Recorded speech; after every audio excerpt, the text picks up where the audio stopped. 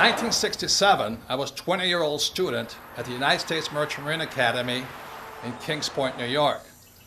And in 1967, I was standing right on this road here, hitchhiking all the way to Montreal, Canada, to Expo 67, the World's Fair on the Future. But I was going to see one person in particular.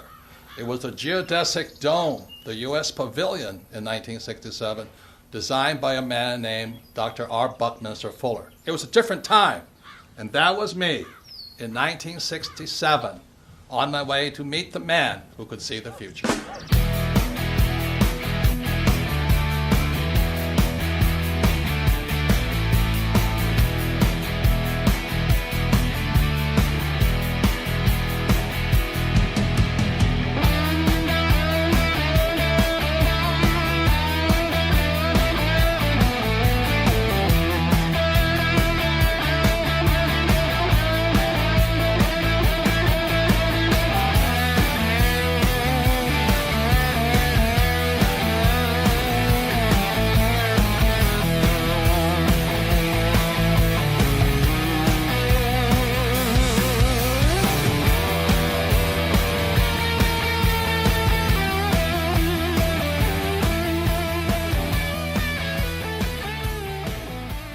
Fuller was a futurist, and he was one of the first persons that systematically defined how you and I can see the future.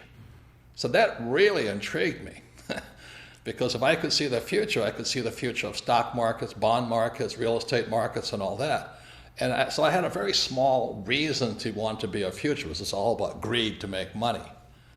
So then in 1981, I had the opportunity to study with Dr. Fuller up in Kirkwood, California, which is near Lake Tahoe. And I spent a week with him up there. And I realized he wasn't looking at the future of the stock market. He was looking at the future of humanity. But the people running our economy, running the world, running our banks, running our politics, have us on a collision course with disaster. So I went, and once I could see the future, I knew I had to make changes.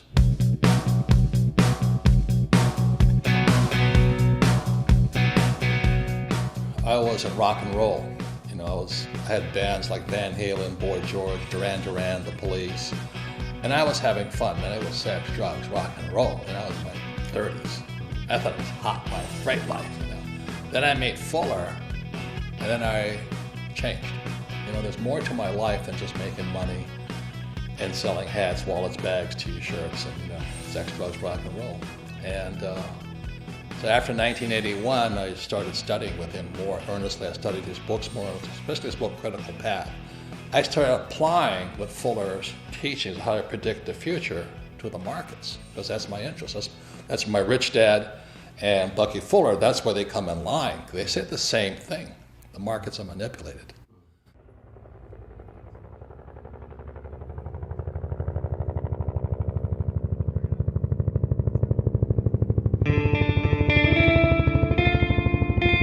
In 1969, I graduated from Kings Point and joined the U.S. Marine Corps and was selected for pilot training in Pensacola, Florida. In 1972, I was flying helicopter gunships in Vietnam. Also in 1972, my rich dad sent me a letter saying that President Nixon took the dollar off the gold standard in 1971. He said, "Be careful, the world is about to change." So in 1971, was when our wealth began to be stolen.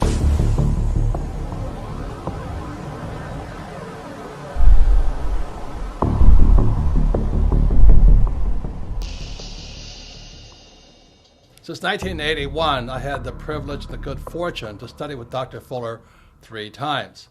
And then when he passed away on July 1st, 1983, I really felt a complete loss, yet a responsibility to pass on the knowledge and wisdom he had taught me in my class. So after 1983, I began to make predictions. And, you know, making predictions is very risky because you sound like an idiot.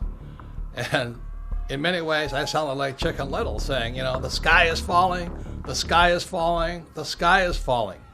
And if you look at what's happening in the world economy today, for millions of people, the sky is falling.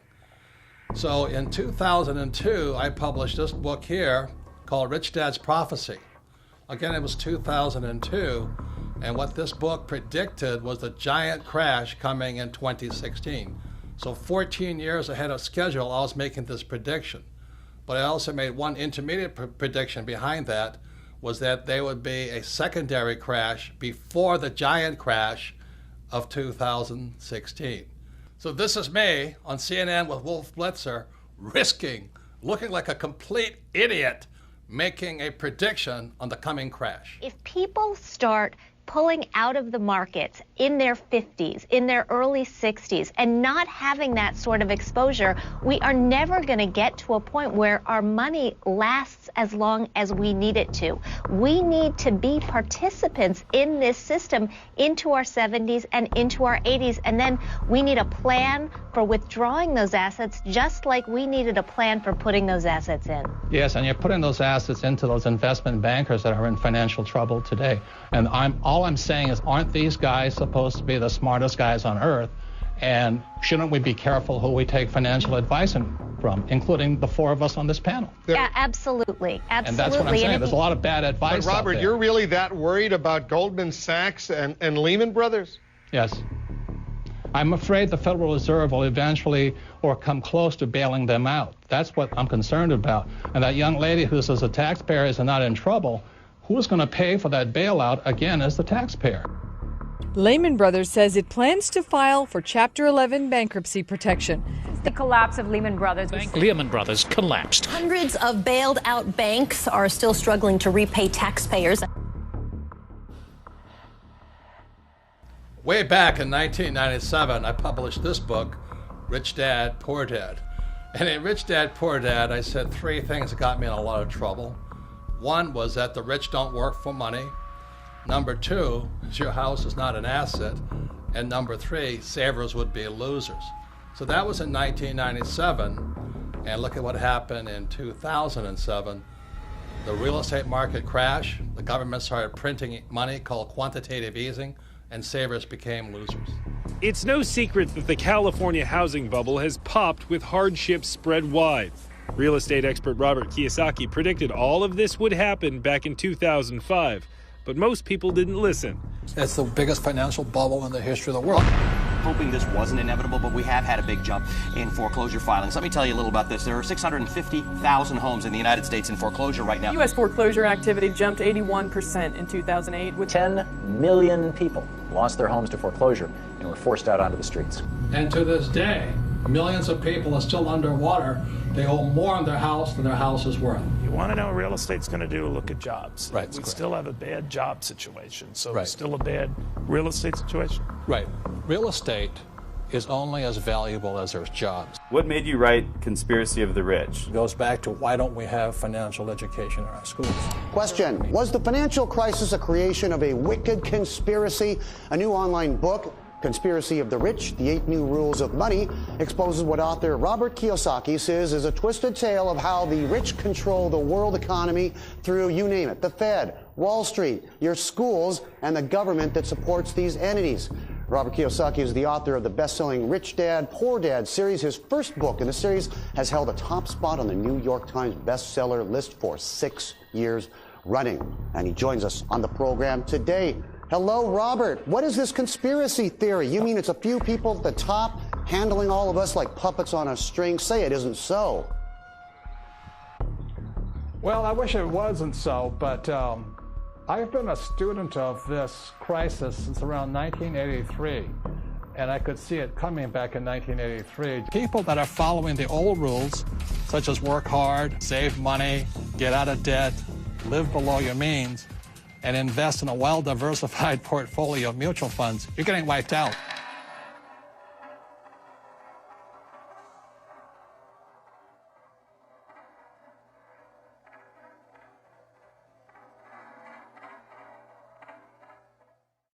So all coins have three sides. There is no such thing as a one-sided coin.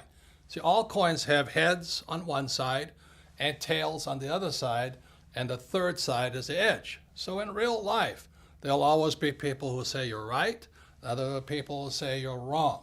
There's other people who are saying that we should be Republican or you can be a Democrat. See, the intelligent thing to do is stand on the edge. You see, intelligence is found on the edge. The moment you take a side, you say one side is right and the other side is wrong, you become an idiot. And in today's world, we have the battle between the capitalists and the socialists.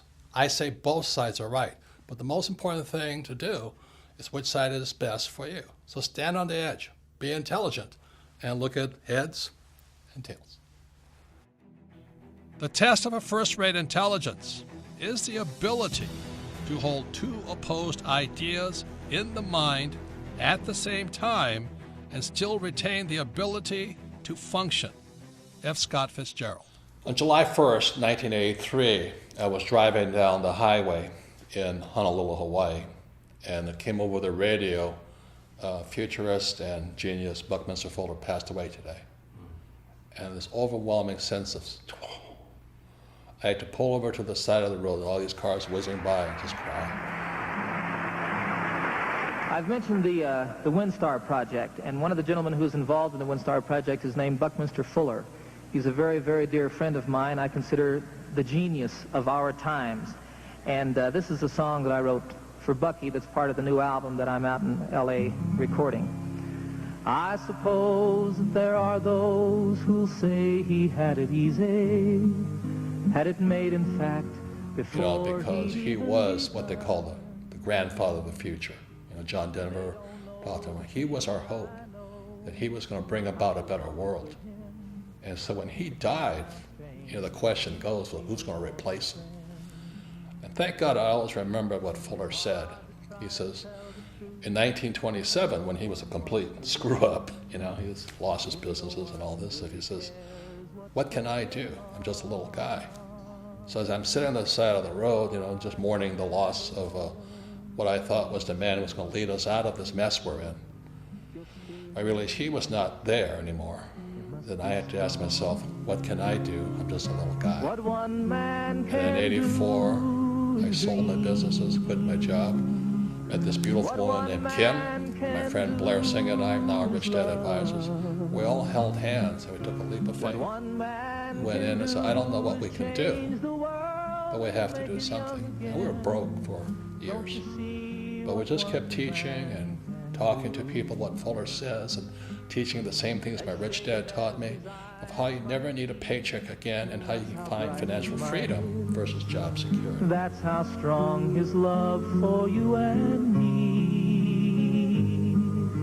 A friend to all the universe, grandfather of the future, and everything that I would like to be.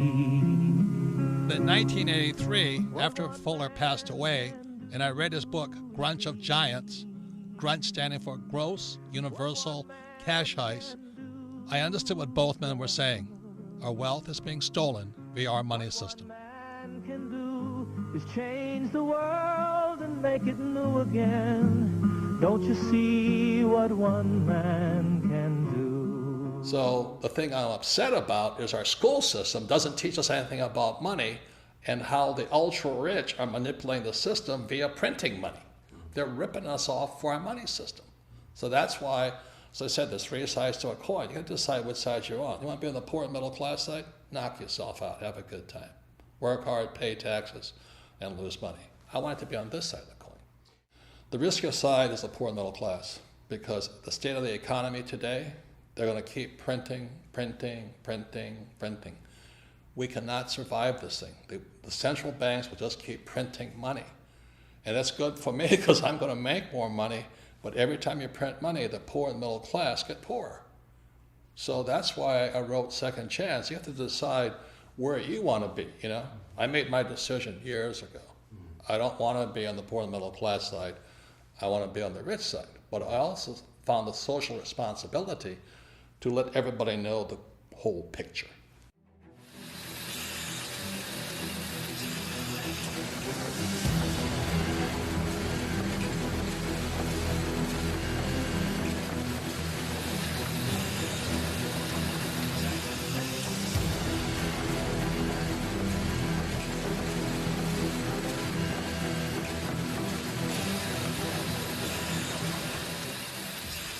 Fuller was not only a futurist, he was a scientist, a mathematician, some call an architect. He was asked to leave Harvard not once, but twice, so he never really finished school. He was a genius, but he was hard to define simply because he was a genius at so many different subjects. In 1983, after reading his book, Grunch of Giants, posthumously, after he had passed away, I was surprised because Grunch of Giants was not about math, science, it was about the economy. It was about the future of the economy. And that's when I realized Bucky Fuller and my rich dad, who was my best friend's father, had been saying the same things for years. After reading Grunch of Giants, which stands for Gross Universal Cash Heist, how we're being ripped off by the very thing we work for, money, I began doing my own research on what both men had been saying. See, up to then, I was a proverbial C- student. I only studied just to take a test. I only studied what I was told to study. I take the test and forget about it. But after reading Grunch of Giants and hearing what Bucky said about the future and the economy and what my rich dad had been telling me for years, I became a student for the very first time. I went all the way back, not just taking their word for it, but finding out my own answers. I wrote Second Chance because there's a lot of confusion about this global economic crisis. You know, one side of the coin, especially the politicians, say, hey, don't worry, everything's fine, the economy's coming back. On the other side of the coin, there's people who say, we're on the eve of destruction. You know, buy guns, store food, buy gold, and go into hiding. And on one side of the coin, the socialists say, we need more entitlement programs. We need to take care of people. And capitalists say, if we keep giving people money, we're all going to go broke. And today, finally, everybody knows America is deeply in debt. We all know the U.S. is in debt, and this is the chart of the national debt of the United States, somewhere over 17 trillion. And for some people, that's scary, but what's coming up next, to me, is terrifying. Our leaders have shut down the U.S. government and continually threaten to shut down the U.S. government because America is broke. We're out of money. And all this does is scare people and confuse people. People do not know what to do. And so that's why I wrote Second Chance. I wrote Second Chance as simply as possible. You know that principle, KISS? Keep it super simple. So Second Chance is written very, very simply. There's another saying that goes, you know, a picture is worth 1,000 words. So instead of using a lot of economic terms and financial terms that confuse people, I did my best to use the simplest charts possible, charts and graphs, so you can look at it. Just look at the pictures and you come to your own conclusion. Which way is this economy going? Are we going up or are we going to go down? I left it up to you to decide whether things are good or bad. The great thing about Second Chance and all the pictures in it, a 10-year-old child can look at the pictures. If they do nothing else, just look at the pictures and they go, oh my God, is that what's going on? And then you as a family, hopefully one of you has read the book, can discuss further what the charts and graphs mean. The following are examples of some of the charts you'll find in Second Chance. Remember, a picture is worth 1,000 words. So this first graph is a picture of the purchasing power of the US dollar. You know, people say there's inflation. There really isn't inflation.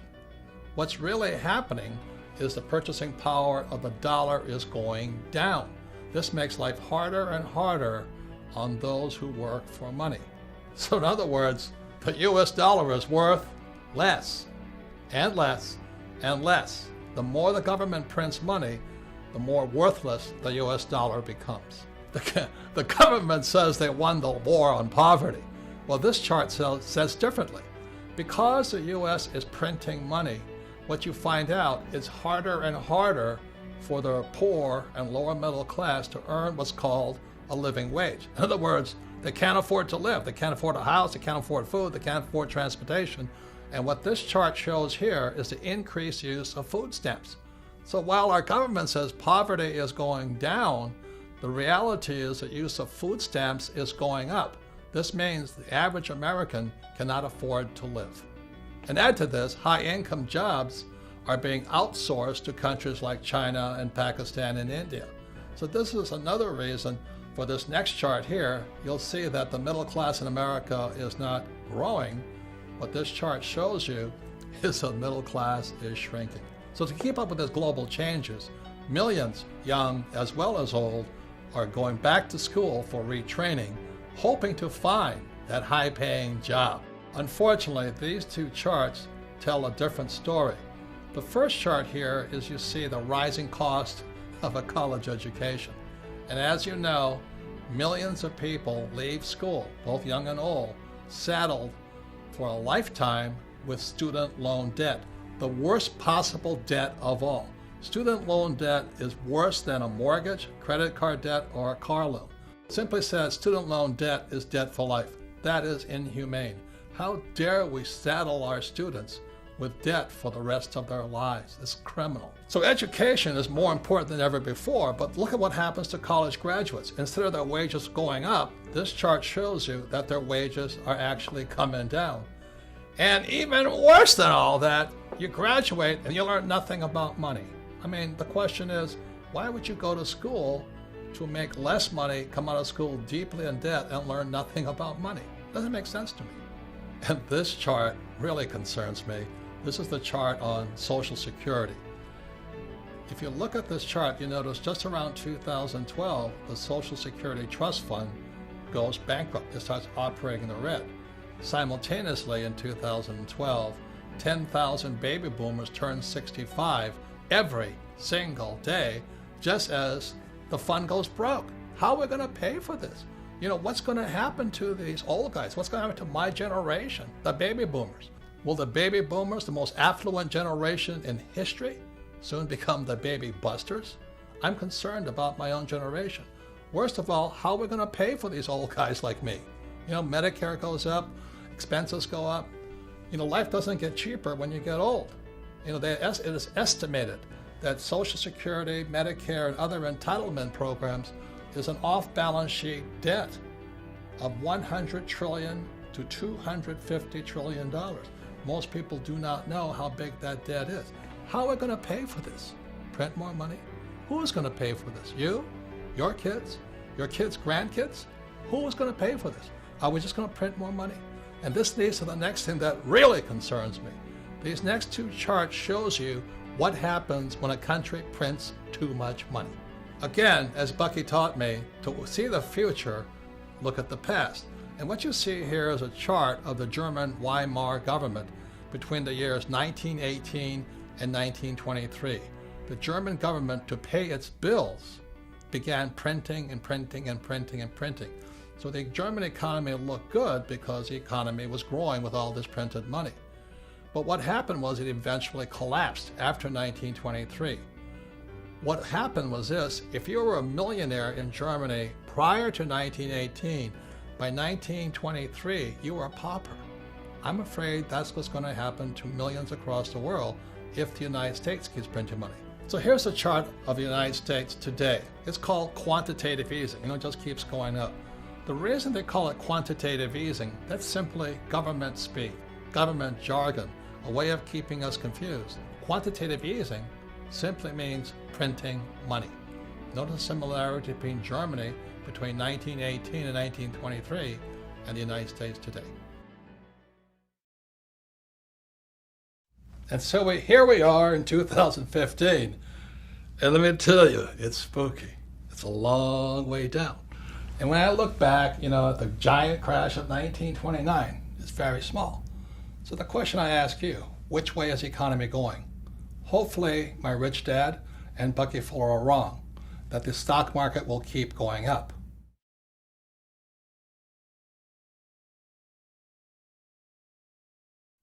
Looking for a savior, the German people elected Adolf Hitler Chancellor of all Germany in 1933. After taking control of Germany, Hitler is quoted as saying, "What luck for the rulers when men do not think." Same thing is going on in America today. That's why there's no financial education or school, and that's why our government can get away with what it's doing. I see similarities between then and now. Do you?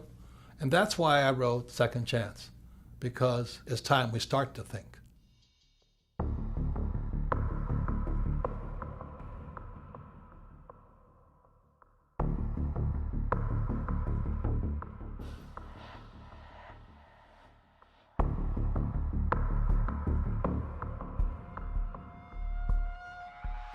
As I said in part one, in 1971, President Nixon took the dollar off the gold standard, and the dollar became debt, and the U.S. could now print money.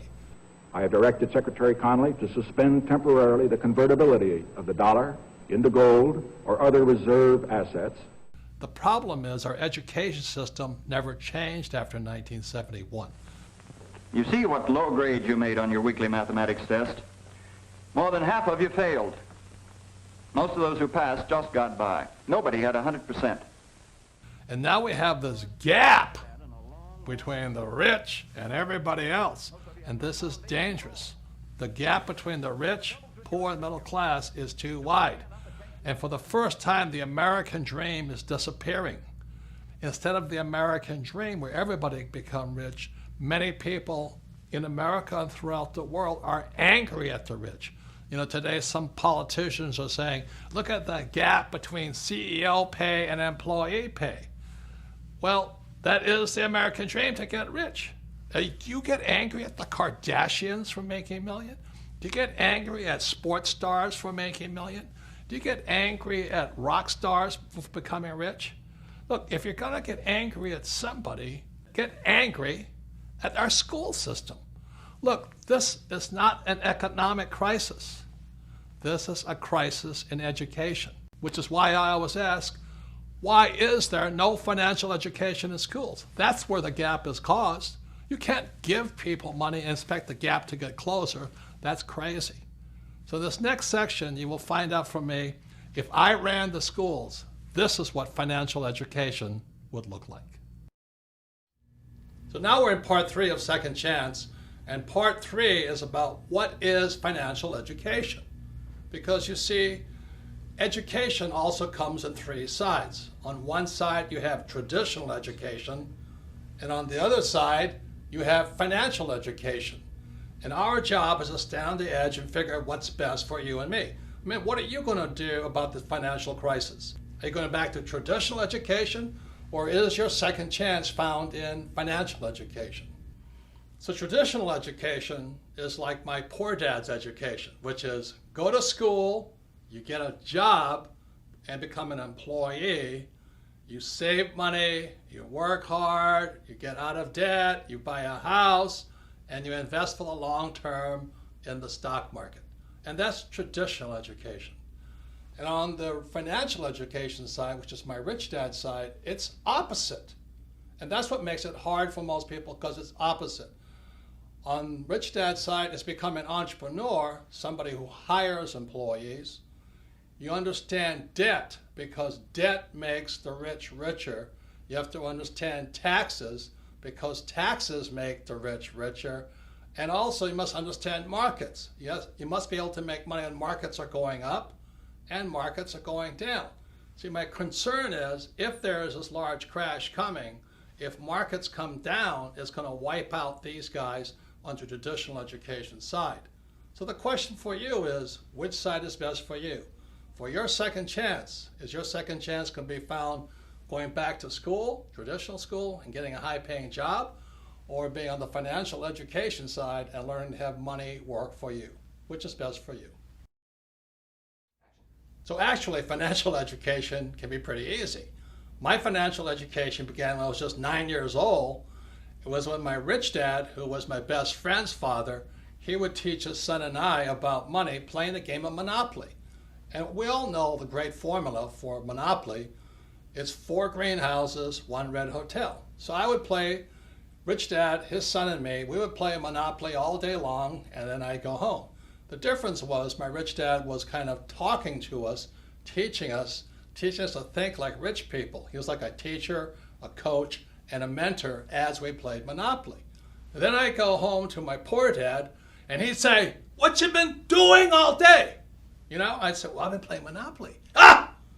What a waste of time. Go and do your homework. Because if you don't do your homework, you won't get good grades, and you won't get a good job." So that's where my financial education began. See, my poor dad's a great man. He graduated from the University of Hawaii in less than 2 years. He went on to Stanford, University of Chicago, and Northwestern, ultimately getting a PhD and becoming the head of education for the state of Hawaii. So he was academically smart, but he had no financial education. On my rich dad side, my rich dad never finished school, but he understood how to play the game of Monopoly. So he taught his son and me, starting at age 9, and we played that game probably 1,000 times over the years. We played it until I was in my 30s with Rich Dad. And today, what I do, and my wife does, is we play Monopoly in real life. So this is my question to you. For your second chance, is it time for you to start playing Monopoly in real life?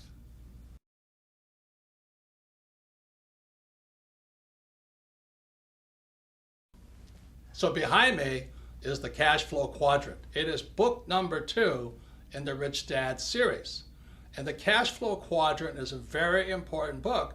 And again, you're going to find out things are opposite. See, on one side of the quadrant, you have E and you have S. This is my poor dad side. E stands for employee. S stands for self-employed, small business, specialty, a specialist, or a star, like a movie star or golf pro.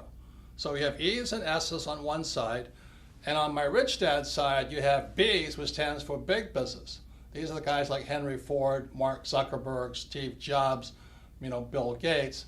And I stands for investor, but just not any investor. This stands for professional investor.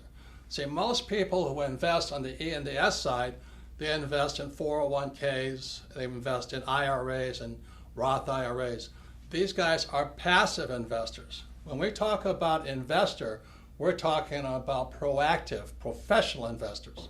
So on this side is my poor dad side, E's and S's, and on this side are B's and I's, and this is my rich dad. So when I was a young man, I had to decide which side was best for me, E or S, B or I.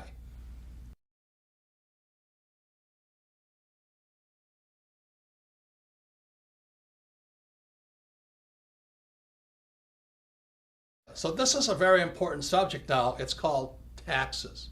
Now, most people hate paying taxes. So let me ask you this question. You have E's, S's, B's, and I's. Who pays the most taxes? Okay, so on the E's, and this is true throughout the world, it's about 40%. So if you're an employee, a major part of your paycheck goes to pay taxes. And that's how your wealth is being stolen. If you're an S, which is self-employed, movie star, or a specialist like an accountant, attorney, or a doctor, you pay 60% and higher. So the E's and S's pay the highest taxes possible, and these are the people who went to school and they're told to work hard for money. On the B and I side, which is the rich, the B's pay 20% in taxes. They pay much less, and the I's, the professional investor, pays as little as 0% in taxes. So some of you are saying this is not fair. And I can understand that because most people are on this side looking at this side. But let me just say this to you. Tax laws are fair. You see, tax laws don't care if you're rich or poor. You can be rich or poor and still pay 0 taxes. You can be rich or poor and pay 20% in taxes. See, what is not fair is the lack of financial education in our schools. So these people on this side have no idea how these guys are making a much more money and paying a lot less in taxes.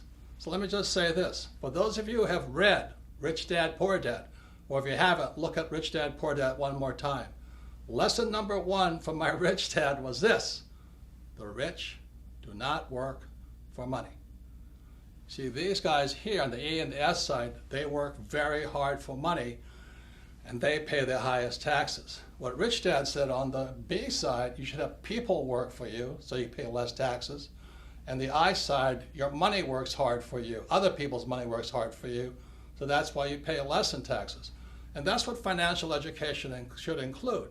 You must know the difference between why some people pay a lot of taxes and why others pay very little. So my question for you is this: which side of the quadrant is best for you for your second chance? Second Chance is an in-depth learning package, primarily for people who want to know more about the B side and the I side. And if you see this bug back here, this is called the Rich Dad Radio bug, because you are who you hang out with. You know, if you're an idiot, you hang out with idiots. And if you're a crook, you hang out with crooks. And if you're a rich person, you hang out with rich people. So the Rich Dad Radio bug here means you can learn more if you want to learn more from people who are really doing the real thing. You see, the reason most people struggle financially is they take financial advice from salespeople. They're called, you know, stockbrokers, real estate brokers, and insurance brokers or financial planners. As my rich dad said, the reason they're called brokers is because they're broker than you. They need your money. So when you see this bug here, it's called the Rich Dad Radio, and it's in Second Chance, and you can listen in. You can drop in on conversations between really successful, so-called rich people who are doing the real thing on the B and the I side. For example, if you want to learn more about how the rich pay less in taxes, the Rich Dad Radio bug has a conversation with my tax advisor, Tom Wheelwright. If you want to learn how debt makes the investor richer, listen in on that conversation. They're about 45 minutes long.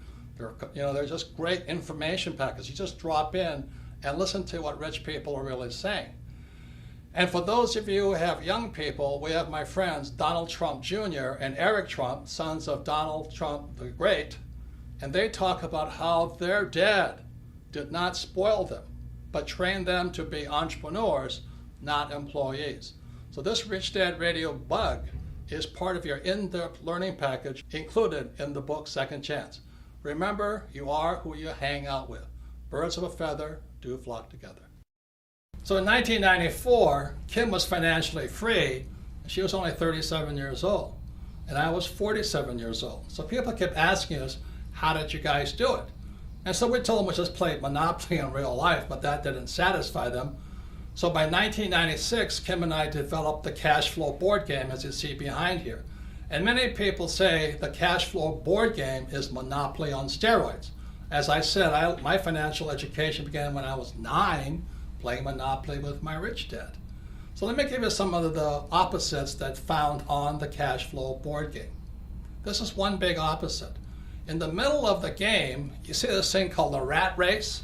That's where most E's and S's wind up. They go to school, they get a job, or they become a doctor or a lawyer, and they wind up in that rat race, you know, working really hard, paying a lot of taxes, giving their money to the government, giving the money to Wall Street via their 401k or IRA, and they just spin that little rat race. But that's not what the rich do. So those on the B and the I side, they invest in what's called the fast track. Again, everything is opposite. You can either run your life inside the little rat race, or you can be a B and the I on the fast track. Everything is opposite. There are a number of other things that make the cash flow board game Monopoly on steroids. One big reason is cash flow is the only game that encourages you to use debt to become rich. Now I know some of you are going, oh, I'm so afraid of debt. And you should be, because you have to learn how to use it. Debt is dangerous if not well used. So cash flow actually encourages you to use debt, but this is the best thing. You use debt with play money. If you make a mistake, it's only play money. Try doing that in real life. You make a bad mistake with debt, and you're wiped out.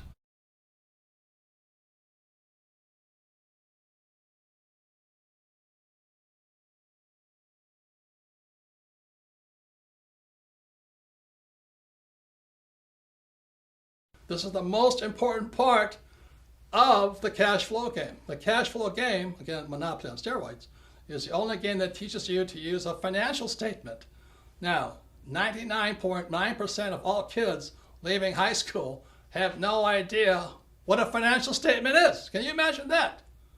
You see, on my poor dad's side, the E and the S side, my poor dad says, oh, you have to have good grades. So when you're in school, your report card is A, B, C, D, and F.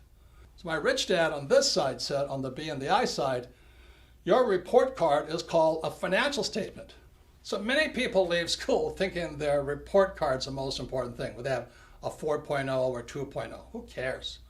What really counts is your financial statement. Now, if I was to grade our political leaders on their financial intelligence, I would give them an F. That's all the politicians, from the president on down. They should be fired for running the economy into the ground. And what about all the bankers who really cheated a lot of people? they should get an F. You know, they're the people that actually tell you to invest for the long term in savings and in the mutual funds. They should get an F for bad information. And what about the school system? Now, I'm not blaming the teachers, but the academic system of America, if they have a financial report card, I'd give them an F also, because they're failing to educate people and prepare young people for the real world. Remember, the banker wants to see your financial statement. But the people on this side, they're still living in the past. Oh, I'm an A student, you know, I have a 4.0 average. Well, your banker doesn't care. Your banker wants to see your financial statement, because your financial statement is your report card when you leave school. But if 99% of high school kids have no idea what a financial statement is, no wonder we're in economic trouble. A couple more things. When you look at the financial statement, you'll see over here it says income. E's and S's always want, oh, I want a high-paying job. I want a high-paying job. They want income. What makes the rich richer is they focus on the asset column. It's the asset column that makes the rich richer.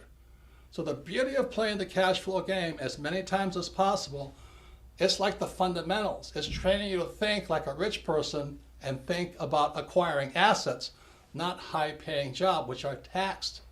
So this is some of the most important things about the cash flow game, is your focus will be on assets, not income. And it'll train you to think like a rich person, not a poor middle class person who wants a high-paying job. So this is the power found inside the cash flow game. Kim and I designed this game in 1996 to have people teach people. I'm telling you, this works. This is what Kim and I did to retire in less than 10 years, because we focus on assets, not a high-paying job. And the cash flow game can do the same thing for you, to train you to think like a rich person, not like a poor middle-class person looking for a high-paying job. For those of you who are considering a second chance in the B quadrant or the I quadrant, I'd like to introduce you to my sweetheart Kim, because the B quadrant and I quadrant is not for everybody.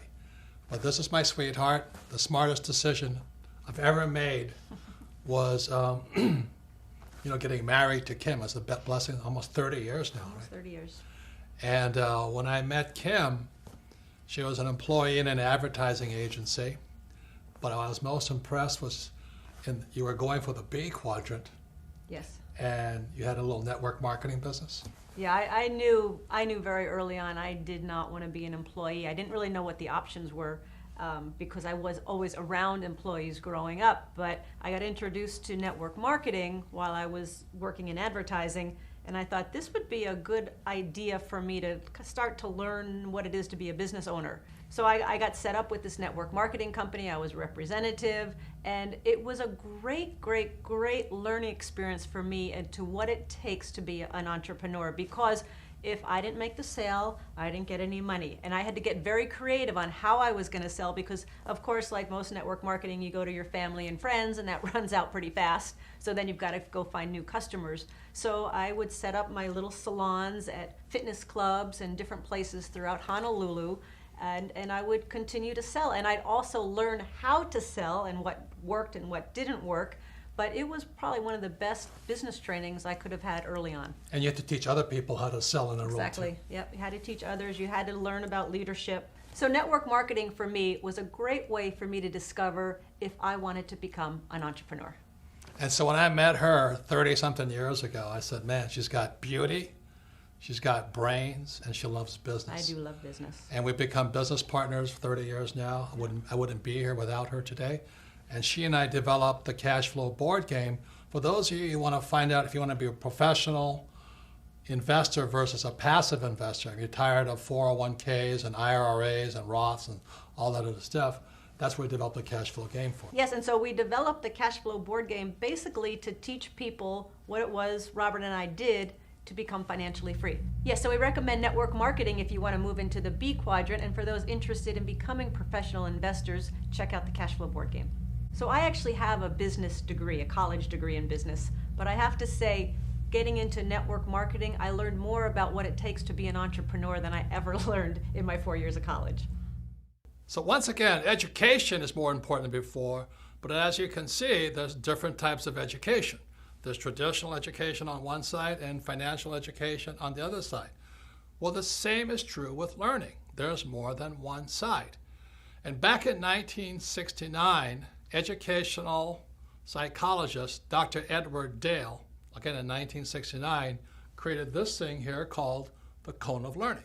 And on the cone of learning, you'll find out there's more than one way to learn. When we look at the bottom of the cone here, what you'll find, there's two ways of learning.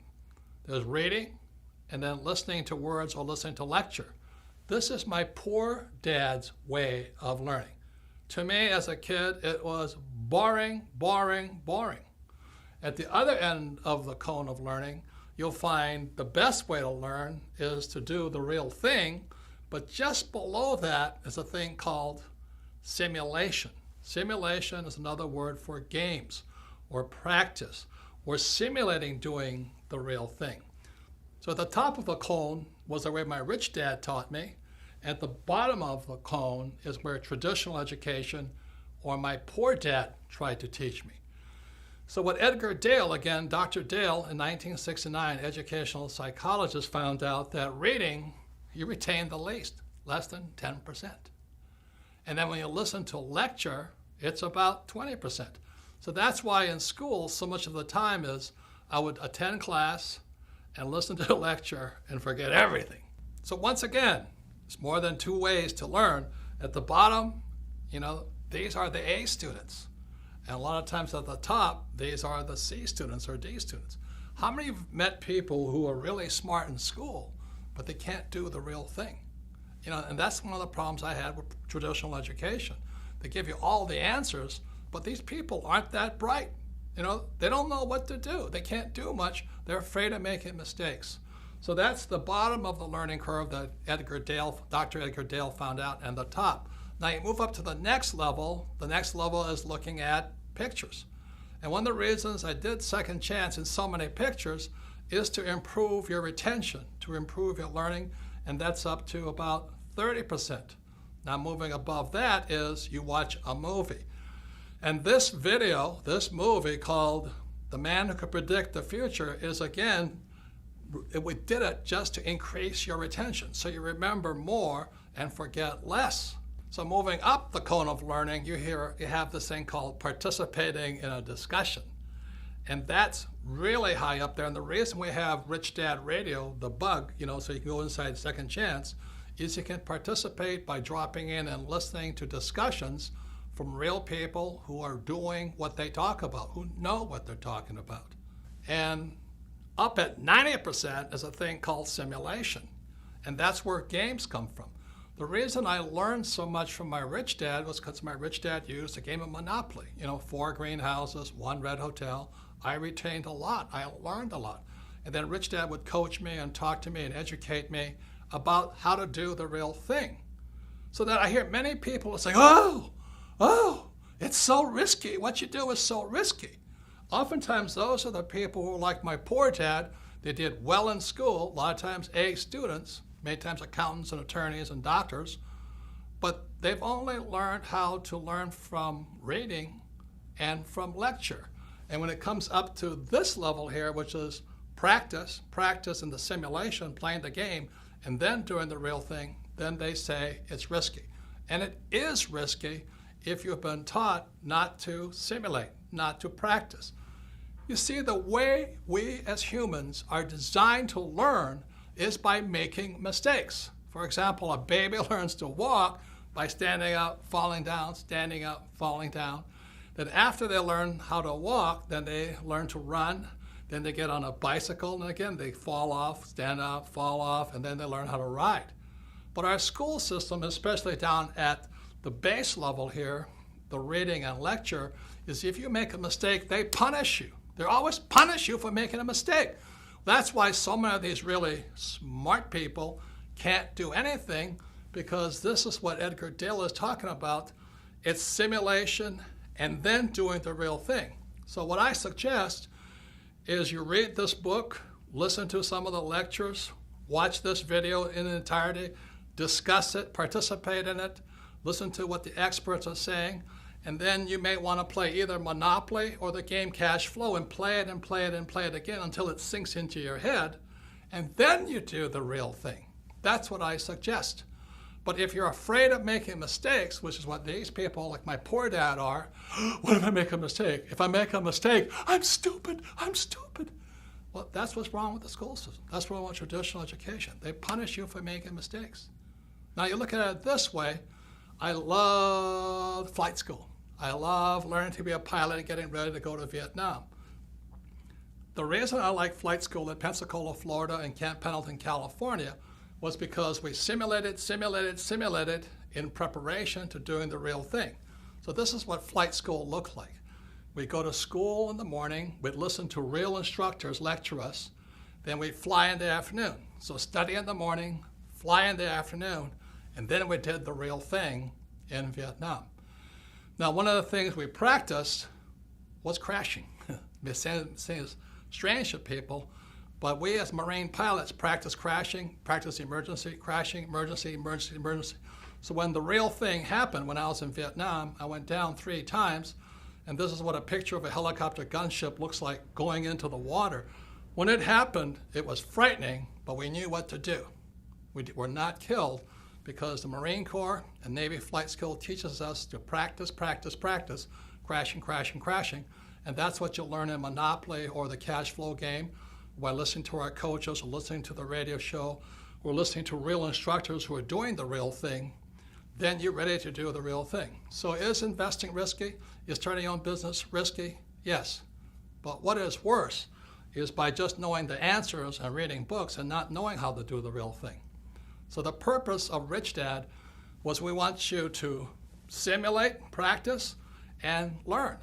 You know, today I'm reading constantly, and I'm going to classes constantly, and I'm also practicing, making my mistakes, learning from my mistakes, and doing the real thing. That's the way humans are designed to learn.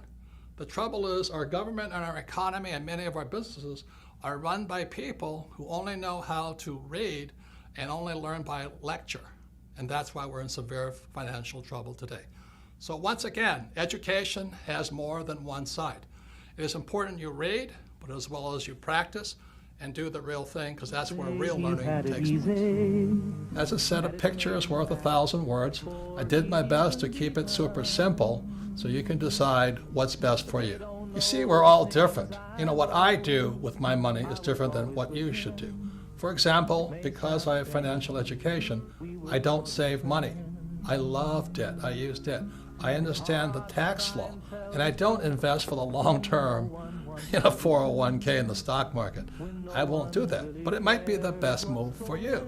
So again, when you read Second Chance, you can sit there and look at it and go, well, what's next for me? Since most people have no financial education in our schools, most people have to wait to be told what to do. Second Chance gives you the opportunity to decide what's best for you. What one man can do. So in 1983, after Dr. Fuller passed away, I had to ask myself, what can I do? I'm just a little guy. But then I realized what I could do is teach the world what my rich dad taught me.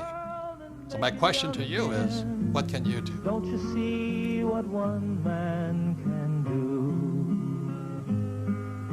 do? As shaded as his eyes might be, that's how bright his mind is. That's how strong his love for you and me. A friend to all. As we all know, 2016 will soon be upon us. We have about 1.5 years to find out if Rich Dad's prophecy and Bucky Fuller's predictions will come true. Let's hope they were wrong. Yet as you all know, if you saw in part 1 on CNN with Wolf Blitzer and Bloomberg and other TV stations, I did get it right. As predicted in Rich Dad's prophecy, there would be a preliminary crash prior to the giant crash of 2016. And that preliminary crash came in October 2007 when the Dow hit 14,000 and headed down and led to the crash and economic crisis we are in today. The crash of 2007 was a warning. It was meaning, get prepared. Unfortunately, Grunch is not making any changes, but the good news is you can. So that's why I wrote Second Chance. There are things that you can do to not be a victim of the coming giant crash, whether it comes in 2016 or a few years later. But it is coming. See, crashes can be good because crashes, like a coin, has three sides. You know, you can stand on the edge and look and say, well, which side of this crash do I want to be on? You know, on one side, the crash will wipe out millions of people, just as the crash of 2007 did.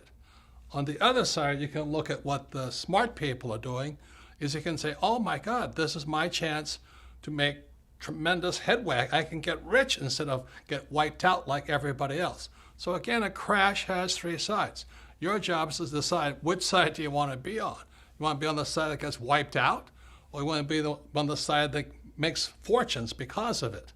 See, the good news is, after 2007, many companies and many individuals started making changes. They said, look, we got to do something different. So those people, when the next crash comes, again, be it 2016 or a few years later, they'll be stronger, better, more prepared to do very well when that crash comes. So the good news is, in a crash, you can get richer much, much faster. I mean, after 2007, I thought I died and went to heaven. It was a wonderful time, except unfortunately, millions of people got wiped out because they didn't know what was coming. So remember this, it's really a good time in a crash because when things come down, you actually can get rich faster if you know what you're doing. For example, and let's say this doesn't happen, let's say the US dollar crashes, it goes down. Well, on the other side of it, if you're in precious metals like gold and silver, you can get rich really quickly. That's how crashes work. Another thing, if the dollar crashes, savers will be losers, but debtors will be winners. That's what we're coming up against in 2016. And if there is a crash in 2016, unemployment will go through the roof, which is bad for most people. But what will happen also is millions of people will want to join a network marketing company, or they'll finally want to learn to be entrepreneurs rather than employees. So there's good and bad, always three sides to every coin. So let me explain to you what's happening. On page 319 in Second Chance, you will find out why savers are losers. But let me add another layer of expertise to you. So let me get my flip chart and I'll explain to you why savers are losers today. So now don't check out on me right now. I know this may look a little confusing, but I promise you I'll make it as simple as possible. But this is how grunge is ripping off people today. This is what my rich dad saw back in 1971 and Bucky Fuller saw, which he wrote about in 1983. So this here is an equation called the exchange of money. Again, don't check out on me, hang on, but you'll understand how how grunge rips you off if you save money. So this M stands for money supply. Now why that's important is because after 1971, they could print as much money as they liked, okay? V stands for velocity, how fast your money is moving. So people who save money and people who invest for the long term, ILT, their money has no velocity. That's why savers are losing. They're printing all this money and your money is sitting still. Now what the banks have to do is they have to give the money to people like me who are in the B and I quadrant. These are the E's and S's. These are the B's and I's. So your money is not moving. They really do not need your money. What they need are people like me to borrow money, because the only way the bank makes money is they give money to me, I borrow it, and I pay them a little bit of interest. So this is amount of money, money supply, this is velocity of money, and after 1971, they didn't need your money. Now, this equation is really important here. It's P times Q, sometimes called price and quantity. In other words, they call this nominal GDP. The reason Fuller and my rich dad could say you're getting ripped off is because this now in America is moving to China, Pakistan, India, Africa, Mexico. In other words, our production is being moved overseas. You remember when I was a kid, Ford Motor Company had human beings, making cars. Today, they're robots making cars. They don't need you. And where are those robots made? Those robots are not made in America. They're made in China, Pakistan, India, Mexico, which is good for those countries. God bless them. But unfortunately, every time you want more money, P stands for price, the big corporations like Nike, like Apple, like General Electric, they just move the jobs offshore.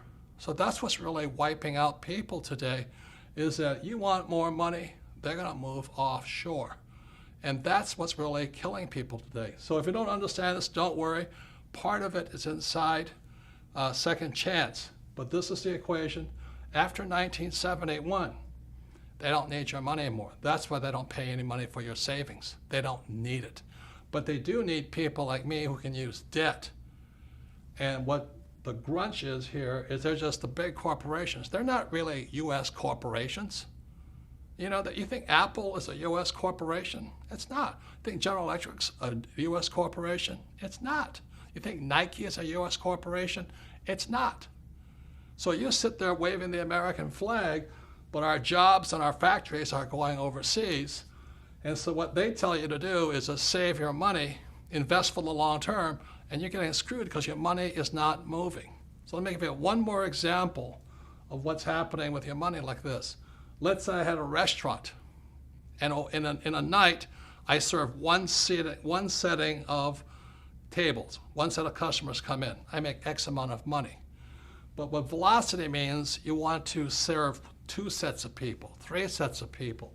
And that's what velocity means. If your money is parked in a savings account or in a long-term, investing for the long term, you're getting screwed. You're getting screwed because your money is not moving. There's no velocity. So on page 319 in Second Chance, I write about what I do. I'm not recommending that you do it, but what financial education allows me to do is I keep my money, but it's not really my money, it's your money moving. And that's one reason the rich are getting richer. And again, this is how Fuller and Rich Dad could predict that your wealth was being ripped off by the biggest banks, our corporations, and our school system. So this is the thing called the velocity of money. Your money is not moving. That's why you're being ripped off, because they keep printing more of it. And if the stock market crash, the people who don't move their money get wiped out. So if you don't understand this, don't worry. 99.99% of the people don't. In fact, the economist in my economics class who taught me, they didn't understand it either. They don't understand this because most economists, they save money and they have a retirement account. They have to be an investor, a B or an I, to understand this. So if you don't understand it, the reason this video is made available to all of you is sit down with your friends, 2 or 3 friends, watch this video, discuss the whole video. Do it 2 or 3 times because repetition is how we learn. Every time you watch this video, you'll learn a little bit more. So if you don't understand this, don't worry about it, because the economist who taught me this when I was in business school, he didn't understand it either, because he saved his money and he invested for the long term in the stock market. And what the rich are doing is to keep the speed of their money, the velocity of their money up. Please discuss the number of times and you'll see a whole nother world. So the people that pay the highest taxes, again, are employees in the E quadrant, self-employed in the S quadrant, savers, and employees with 401ks. These are just examples of the ways grunge rips us off, steals our wealth, just because we have no financial education in our schools. That's criminal. If Fuller's predictions are true, the next 20 years will not be like the past 20 years. So for those of you who think your job is safe, think again. For those of you who think your savings are safe, think again. And for those of you who think your college education will save you, think again. The next 20 years will be unlike anything like the past 20 years. So be prepared.